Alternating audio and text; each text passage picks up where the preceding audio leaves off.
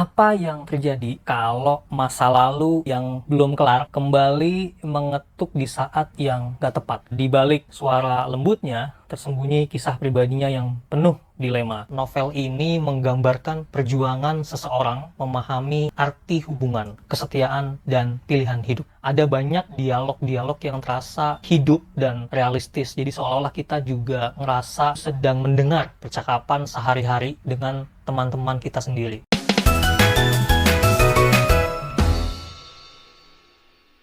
Apa yang terjadi kalau masa lalu yang belum kelar alias CLBK, cinta lama belum kelar, kembali mengetuk di saat yang gak tepat? Atau gimana kalau suara yang tiap malam nemenin kita lewat gelombang radio ternyata menyimpan kisah cinta yang gak terduga?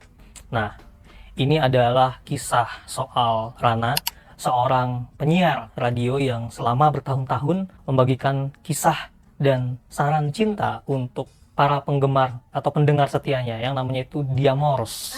Namun, di balik suara lembutnya tersembunyi kisah pribadinya yang penuh dilema. Kita dibawa ke dalam perjalanan hidup seorang perempuan berusia 31 tahun yang masih menjalani hidup dengan bebas tanpa ada kontrol gitu ya, kontrol sosial yang menekan dia, tanpa terikat ekspektasi sosial tertentu yang sering menekan banyak orang di usia-usia tersebut. Sikapnya yang santai terhadap kehidupan dan cinta menjadi daya tarik utama novel ini. Novel ini ringan dan penuh kehangatan, terutama dalam hubungan Kirana dengan adiknya, Laksmi, serta sahabat-sahabatnya.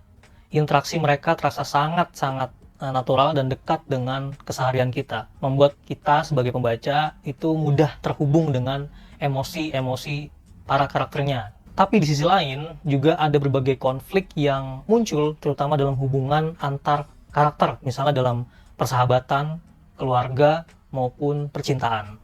Salah satu yang menarik adalah bagaimana novel ini menggambarkan perjuangan seseorang memahami arti hubungan, kesetiaan, dan pilihan hidup.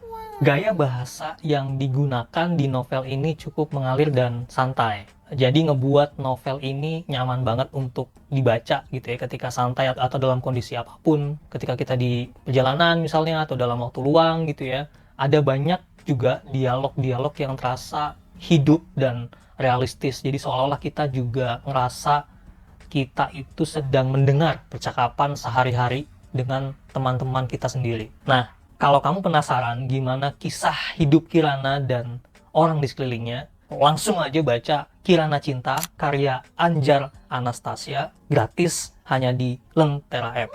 Juga jangan lupa tinggalin komentar kalau kamu udah baca dan share komentar kamu itu ke teman-teman kamu semua di media sosial. Itu aja dan sampai jumpa di Editor's Choice berikutnya. Bye-bye.